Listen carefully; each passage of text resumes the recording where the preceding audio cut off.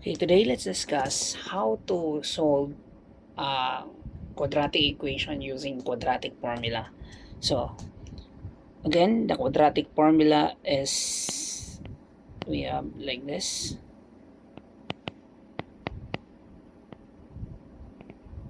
So, the quadratic formula is just simply negative b, positive negative. We have b squared minus 4ac all over 2a. Now, in order for us to use this formula, of course, we have to find the values of a, b, and c, and then we're gonna have to substitute it in the formula. So let's take an example. So example number 1, let's say for example I have x squared plus 4x plus 5 is equal to 0. Then let's solve for the value of x using quadratic formula. So again, we're gonna have to identify what are the values of a, b, and c. So the value of a will be the numerical coefficient of the first term, which is 1. So a is 1. B will be the numerical coefficient of the second term, which is 4.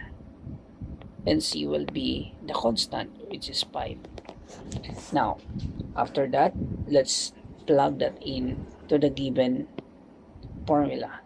So negative, the value of b is 4, so negative 4, plus or minus, we have b squared, so we have 4 square, minus 4 times the value of a, which is 1, and the value of c, which is 5. So multiply it together. Now, let's make it a bit clear here.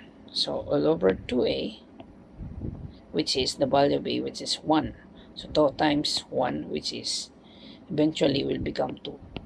Okay, negative 4 plus or minus, we have 16. 4 square is just 4 times 4. And then 4, negative 4 times 1 times 5, which is negative 20. All over 2. Okay, 2 times 1 is just simply 2.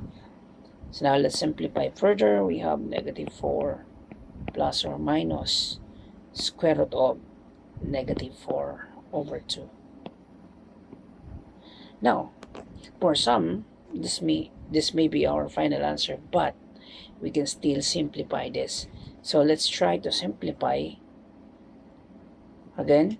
So we have negative 4 plus or minus, we have negative 4 all over 2. So to simplify this further, we have square root of negative 4 is just simply, we can have 4 and multiplied by square root of negative 1. And the square root of negative of positive 4 can be simplified, which is 2. So now, and the square root of negative 1 is imaginary number, so which is I. So now we can write this as negative 4 plus or minus 2i all over 2. So, can we still simplify this? Yes, because as we can see, 4 is divisible by 2, so divisible by 2. So, negative 4 divided by 2 is negative 2, plus or minus. We can cancel that out, so now have I. Or we can rewrite this as negative 2 plus I. That's the first value of x. The second value of x would mean negative 2 minus I. And this will be our final answer.